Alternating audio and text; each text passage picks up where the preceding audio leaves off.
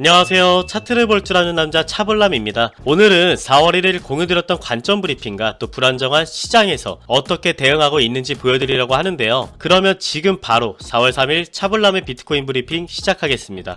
우선 금일 4월 3일 브리핑에 드리기 전에 4월 1일에 올려드렸던 영상 짧게 10초만 보고 가겠습니다. 그래서 저는 4시에서 5시까지 지켜보고 4시간분 기준으로 만약 21선 위에 이탈 마감된 캔들이 나온다? 그럼 바로 매수할 예정입니다. 매수하고 목표가를 잡는다면 목표가는 최근 주요 구간이었던 85K와 86K 사이를 잡으시면 되겠고요. 자, 이렇게 4월 1일에 공유드렸던 대로 정확하게 21선 위에 이탈 마감된 캔들이 나오고 목표가였던 85K에서 86K 사이 85.5K까지 대략 3% 상승했습니다. 4월 1일 영상은 이렇게 생색 한번 내주면서 여기까지만 하기로 하고 바로 본론으로 넘어가서 금일 4월 3일 비트코인 관점을 공유해 드릴 건데요. 관점 순서는 시황, 차트 이렇게 순서대로 브리핑해 드릴 건데 왜 시황 먼저 분석을 하냐면 차트만으로 찾을 수 없는 이제 예측 불허한 변동성을 시황에서 찾고 예측할 수 있기 때문에 먼저 시장 상황을 인지하고 분석해야 예측 불허한 변동성까지 예측할 수 있습니다. 바로 시황으로 넘어가서 현재 시장을 떠들썩하게 하고 있는 것이 있는데 그건 바로 관세 전쟁입니다. 트럼프 대통령은 26일에 백악관 집무실에서 미국에 수입되는 외국산 자동차와 차 부품에 25%의 관세를 부과하겠다라고 말하며 이것은 7일 뒤인 4월 2일에 도입하겠다고 발표했습니다.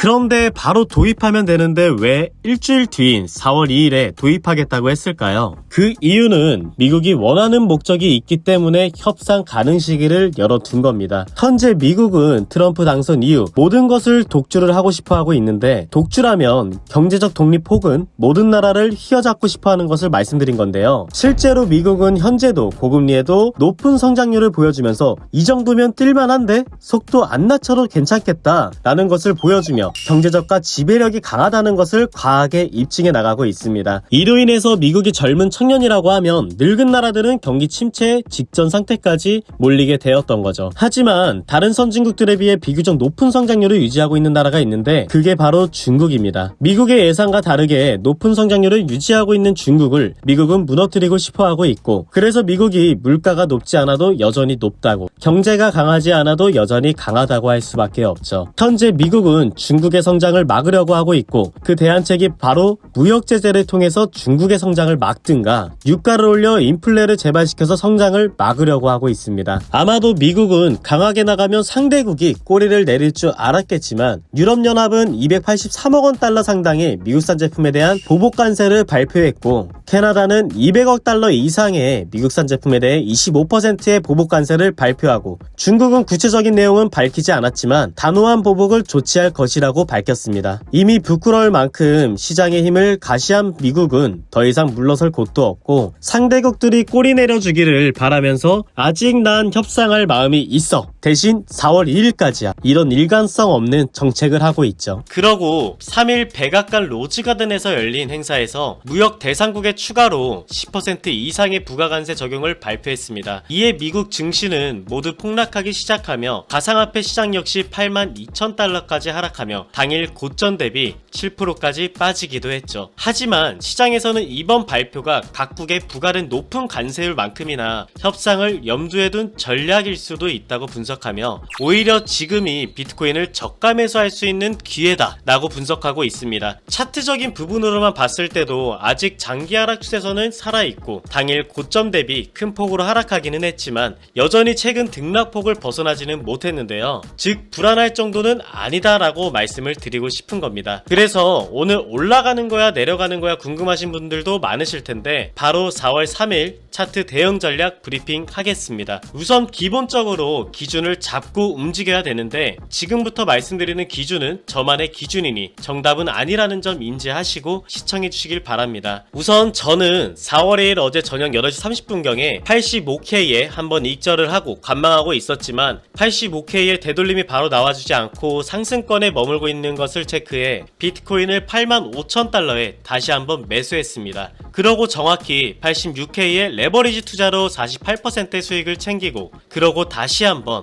86K에 하방에 대응했지만 시원한 움직임이 나오진 않아서 10%에 익절했습니다. 아마 다들 지금 여기서 지금 자랑하는 사랑하는 건가? 라고 생각될 수도 있는데 제가 왜 이거를 굳이 말씀드리자면 타이밍과 기준의 중요성을 알려드리기 위해서입니다. 짧게 10% 익절한 근거는 빠른 시간에 하락이 나오지 않아 기준대로 정리했고, 그러고 포지션 종료 후 얼마 가지 않아서 비트코인은 86,000달러를 뚫고 88.5K까지 상승했습니다. 만약에 제가 12시까지 하락 나오지 않으면 익절이든 손절이든 해야겠다 라는 기준을 잡지 않고 저항 나오길 기다리기만 했다면 어떻게 됐을까요? 아마 당연히 불필요한 손절이 나왔겠죠. 이런 불필요한 손절이 없도록 명확한 기준이 중요한 건데, 만약 여러분에게 이러한 기준이 없다면 한번 오늘은 제가 알려드리는 차볼람의 기준을 잡고 참고해보시면 어떨까요? 빨간색 단기 하락 추세선과 파란색 장기 하락 추세선입니다. 파란색 장기 추세선은 1월 최고점 경신 후 아직까지로 살아있는 하방향 추세선이고요. 빨간색 단기 추세선은 최근 RSI 70 과매수 구간에 되돌림을 받은 구간들입니다. 보통 일반적으로 원의 장만 나오지 않는다면 단기 추세 강도는 비슷하게 나오는 것이 일반적인데요. 현재 차트를 보시면 과매수에 연결한 추세선에 정확하게 상승 되돌림이 나오는 것이 보이시나요? 그것도 앞에 가매수 구간에 연결한 추세선과 똑같이 RSI 가매도 구간에 되돌림이 나왔죠. 하지만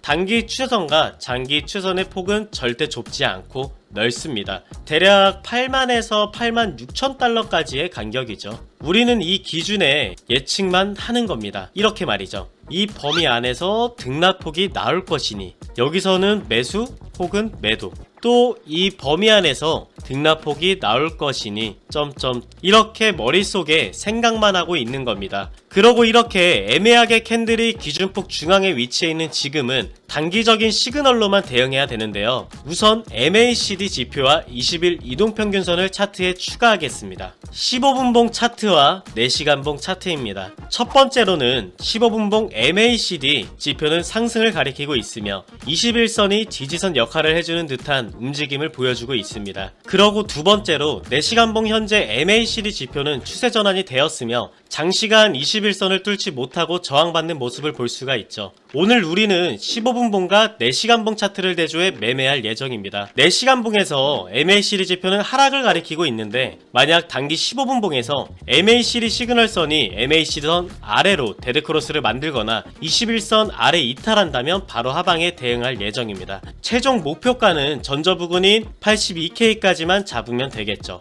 혹은 단기 추세선인 8만까지 잡던가요. 이렇게 오늘 시황 브리핑부터 금일 기준 잡는 방법과 시그널 포착하는 방법까지 설명드렸고요. 만약에 나는 무슨 소리인지 모르겠어요 하시는 분들은 아래 링크로 문의 주시거나 번호로 차볼람 남겨주시면 제가 운영하는 차트교육 채널방 입장 링크 보내드리겠습니다. 오늘 영상은 여기서 마치도록 하고 마지막으로 구독과 좋아요 부탁드립니다. 감사합니다.